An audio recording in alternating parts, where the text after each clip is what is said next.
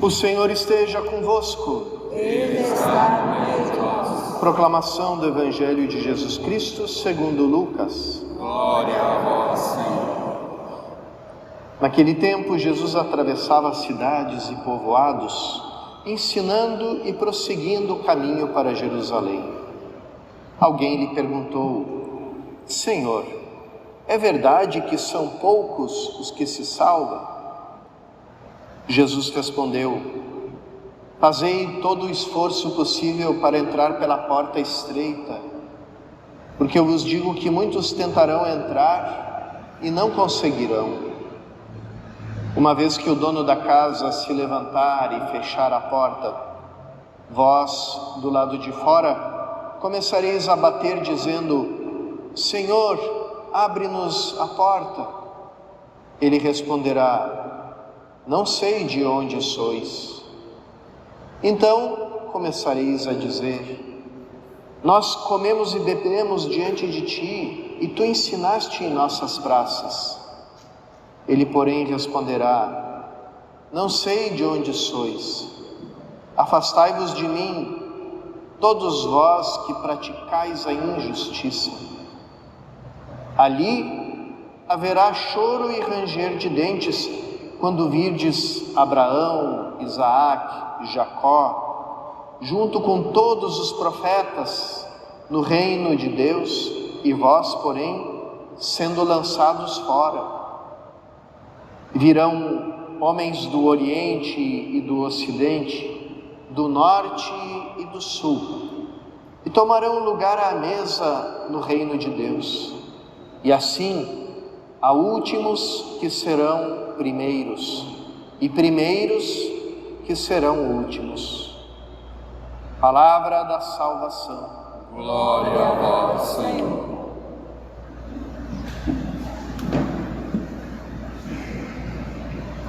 As leituras dessa missa de hoje, irmãos e irmãs, nos falam como o Evangelho não se trata de um discurso, de uma filosofia, muito menos de uma teoria, de uma ideologia, mas de uma vida nova que nós recebemos a partir do mistério pascal de nosso Senhor Jesus Cristo, da sua paixão, morte e ressurreição.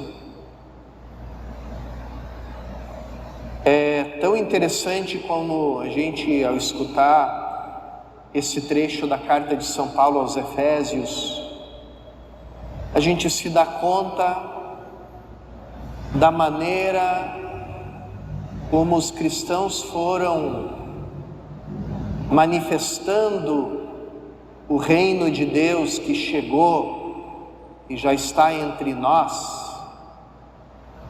Como é que eles fizeram isso?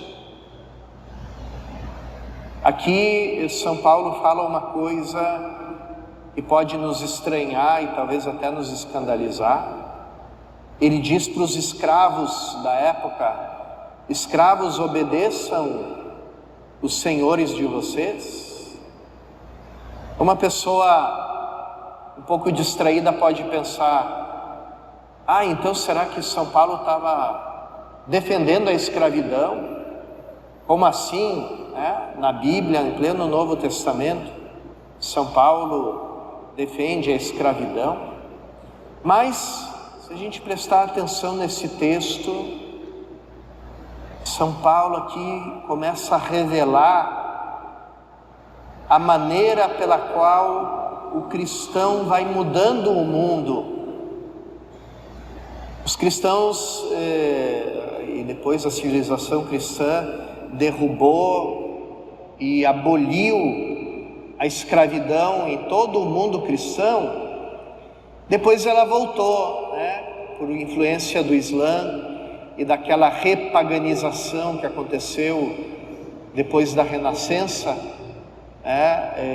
onde voltou à baila o direito romano, com todas as suas instituições que já tinham sido abolidas pelos cristãos, entre elas a escravidão. Mas, enquanto imperou uma certa cultura cristã, ali a escravidão foi vencida Como tantas outras instituições da antiguidade foram vencidas, né? A própria crucifixão, as lutas dos gladiadores e tantas outras coisas, né, que eram abomináveis aos olhos do cristão. Mas como é que os cristãos mudaram o mundo? Como é que eles mudaram aquela cultura, aquela civilização? Se eles tinham tão pouca força, se eles eram tão pequenos, tão pobres, tão poucos, eles foram mudando desde dentro. Você não encontra cristãos fazendo passeata na antiguidade, com cartazes na mão dizendo abaixo a escravidão, porque o cristão não muda o mundo por via da violência, ele muda o mundo desde dentro, ele vai transubstanciando as coisas. O que é a transubstanciação? Quando uma coisa parece a mesma por fora, mas por dentro ela mudou. E aqui o que São Paulo faz, ele coloca um outro princípio. Ele já tinha falado nisso nas relações entre esposo e esposa. O princípio muda porque o matrimônio do cristão, ele é uma manifestação sacramental da união, da entrega de vida entre Cristo e a sua igreja. É o grande mistério do matrimônio cristão. E aqui São Paulo fala a mesma coisa. O servo e também o seu patrão, se ele é cristão, começam a seguir um outro princípio, onde parece que tudo continua igual, parece que continua existindo um escravo e um patrão, mas na verdade ali já não é mais um escravo e um patrão, são dois irmãos, e um dá a sua vida pelo outro, e um serve ao outro porque um julga que o outro é mais importante. Aquelas duas santas que são citadas numa das orações eucarísticas, né? Santas Perpétua e Felicidade, elas uma era escrava da outra, e as duas se amavam como verdadeiras irmãs em Cristo, e as duas sofreram juntas o martírio, e uma morreu pela outra. E é esse princípio do amor que vai mudando as coisas por dentro, e depois de mudar por dentro as coisas, elas começam a mudar por fora também, porque lá pelas tantas, depois que existia uma cultura cristã, os cristãos começaram a pensar, mas vem cá, mas nós somos todos iguais, nós somos todos irmãos. Que negócio é esse de escravidão, de um ser dono do outro, de um comprar o outro no mercado? Vamos já terminar com essa instituição inútil para nós e que não corresponde mais à nossa vida. E assim, e é só assim que o cristão muda e transforma o mundo, e é só assim que o mundo pode ser realmente transformado. O outro caminho, o caminho do homem velho, é aquele que a gente conhece, o caminho da violência, do antagonismo, das facções, das lutas pelo poder, das guerras, que trazem divisões, trazem ódios, trazem rancores. E aqui, irmãos e irmãs, como não deixar de lamentar que irmãos em Cristo, irmãos e irmãs em Cristo, e às vezes até irmãos e irmãs no sangue, não se falam mais, porque por divergências na doutrina cristã, por divergências no modo de viver a caridade, não, por divergências nas coisas do mundo que passam, que são sempre as mesmas, que não mudam nada, porque não mudam o coração humano, e que vêm a nós como uma tentação, tá? E é a última tentação, e como dizia o teólogo russo Soloviev, a última corrupção dentro do cristianismo é pensar que para afirmar aquele que é o nosso único Senhor, nós precisamos de outros senhores.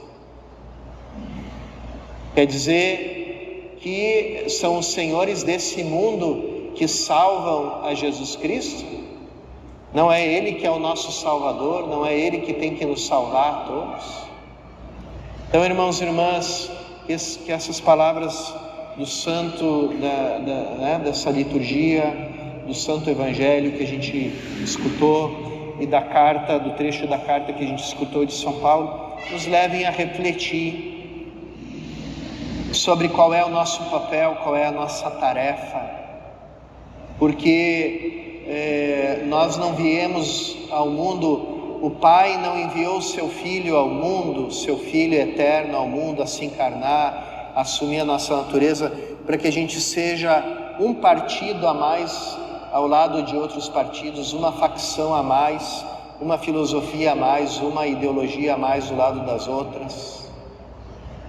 Ele veio para manifestar essa vida que é própria de Deus, que nos faz criaturas novas, que nos faz mudar por dentro, que nos faz mudar a nossa comunidade, o nosso mundo por dentro, e depois, mudado por dentro, se manifesta essa mudança por fora. E a gente sabe que a manifestação plena só vai acontecer quando se cumprir a promessa de Cristo, de vir, de novo vir a julgar os vivos e os mortos.